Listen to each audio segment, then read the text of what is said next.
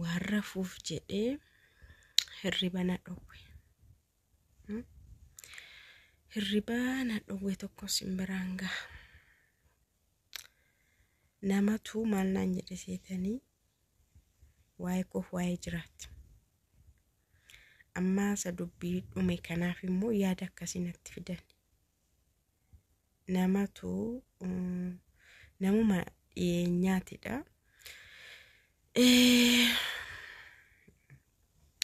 Araaramuun keessan gaariidha jedhan. Araaramuun keessan gaariidha. Garuu akka duraatti hin jiraattanii. Akka duraan hin ta'u jireenyi keessanii. Jiraanillee akka duraan ta'u. Bakka amma zim jedheema manatti deebi'a malee akka durii walii galtanii akka durii jaalalaan hin jiraattanii. Sababni isaa nama fakkeenyaaf nama tokko cabee wal aanamee yeroo ka'u akka dura osoo hin cabiiniin ta'u. Dhukkubbiin itti dhadhagahama qaama isaa keessatti. Akkasuma nam tokko fakkeenyaaf dhibee wayiitiin yoo dhukkubsate dhibee sanarraa yoo fayyeen fayyu yeroo wayii itti dhadhagahama. Akka duraatti hin jiraattanii naan jedhe. Maani naan bakka waan itti beekuu qabdudha kun dhugaa jirudha. Akka duriitti illee isa eeguu hin qabdu innis akka durii illee hin ta'u. Ijoollee keessaniif ittanii walitti iyyuu deebitan malee akka duraan ta'u naan jedhe. Amma hirriba na dhowwe jechuudha. Baay'ee na yaaddesse. Anillee anumattuu dhugaa natti fakkaate jechuudha. Dhuguma natti fakkaate bakka waan akka saalfii waan akka qaanii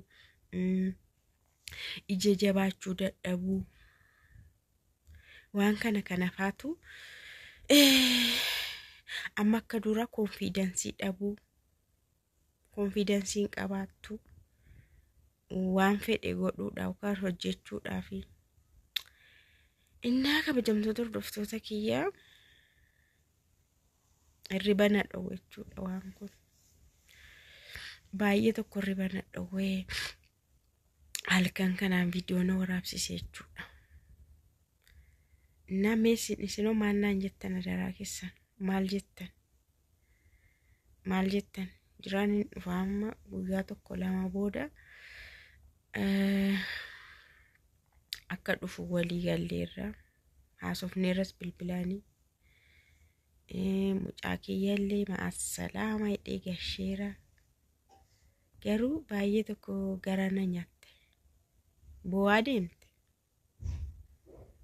deemte really bo'aadha kan deemte namatu fuudhee galee bo'aa deemtee bakka hin beeku ani garuu maal fakka akkasitu jechuutu rakkoo nama kana jiru dhiphinni nama kana jiru lollee nama kana jiru maaliif akka as taa'u filatte iyyuu hin beeku. Garuu gaa hin beeku ani. Nama immoo yeroo deemtu immoo bo'aa deemte ani viidiyoo illee isheetti sun dubbanne akka duraa sumaan jenneeni kaameeraas hin keenye bakka hin gaa'e kanumatti ishee geggeesse. Erga deemtee garuu anayyuu baay'ee natti dhagahame nama rarte. Yaa uga jireenyi kun olii gadidha. Ol tokko olii tokko gadi waan tatta'amu iyyuu hin beeku ani. Baay'ee rakkoodha. Lamaaniyyuu Rabbii jireenya keessan isiniif haa milkeessu. Dhugaa dubbachuudhaafi gaa'ela seenanii ijoollee fa'aa godhatanii gidduutti waa isinitti hin dhufin. Humtuu isinitti hin dhufin isiniin jedha. Nam tokko immoo hon jedhee makanii akka falaxaa gadi nama falaxus jira. Bakka namoonni akkanaa durumayyuu nama jal'aadha. Dhugaan isiniin jedha nama jal'aadha. Yoo namni dogoggora fide ittiin nama arrabsu ittiin nama reebu osoo hin taane dogoggora sana sirreessuuf nama gargaaru yoo nama gargaaru ta'e dogoggora sirreessuuf rakkoo furuuf namni nama gargaara malee rakkoo irratti faa rakkoo namaan dabalu bakka namoonni tokko garuu namoota akkasiiti. Garuu si maal naan jettan qoy isin maal naan jettan maal na gorsitu waan nama dura isinitti himi akka duraa siin ta'u akka duraatti hin jiraattanii amalli isaan jijjiiramaa dafee aariin dabarfatu jechoota jedha jechaan si tuqaa yeroo baay'ee si arrabsaa si lolaa bakka poolaayitiin hin jiru akka durii wal danda'uun sun irra darbuun sun hin jiru. Yerootti waan baay'ee isin jechuu danda'a garuu kan hundumaa dursitee beekuu qabda akka duraatti hin eegini akka duraatti isa hin eegin akka duraatti jedhee namni tokko na gorsee kan hundumaa beekuu qabda dursitee bakka kan hundumaa akka ta'u bartee keessattuu jalqaba kanafaa dura kanafaa waan baay'ee irraan eegin akka duraarraan eegin akka duraatti hin eegin akka duraatti hin ilaalini.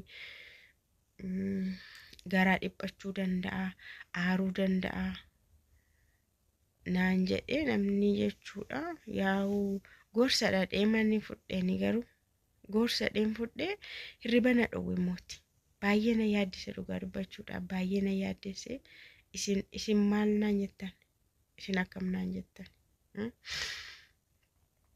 እና akkasiin siniin jedhamee hordoftoota kiyya nagaan siniif haa ta'u akkam jirtu isin nagaa keessanii baay'ee nagaa koo galata waaqaa ta'u waan hundumaa kana isinuma wajjin mari'adha baay'een keessan immoo jireenya kee miidiyaa irratti naasa'inu yoo jettanii jirtu yaa'u miidiyaa irratti qaata haasa'ame waan ta'eef kana booda maal goota kana booda haasoftee dhiistee maal goota kana booda dhoskitee fiddees maal goota dura haasa'ame waan ta'eef baay'ee warri miidiyaa kanaayyuu namoonni miidiyaa ta'an akkanuma dhagaa bakka muudii masaaniiti muraasa darbee muraasatu waa'ee jireenya isaa gadi hin dubbatu malee baay'een waa'ee jireenya isaa irratti hojjeta waa'ee jireenya isaatiin hojjeta yuuti kiyya garuu gaan hin beeku dhumuma isaa kadhadhaas dhuma bareedu wayya dhuma isaa kadhadhaa እና akkasiin siniin jedha anyways baay'ee waan na cinqeefan dhufe baay'ee na dhiphise gaaffii natti teesse anu akkam gochuun qaba maal jechuun qaba akkam ta'uun qaba jedheen baay'ee tokko dhiphadhee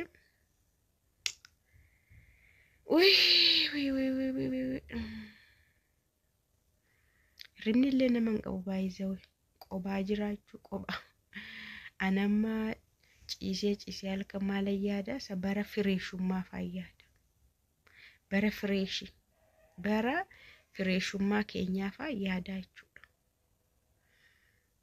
bara fireeshummaa usmaa yeelelleedha waan ta'eef hin jirreedha waan ta'eef akkanatti raasii irra hin ciistu yuuti maarra ciistaree jedha wayne zuma aarotuma maal taanu kolfinamoo maa'itti baaqilaamoo baalee akaayin jedhan na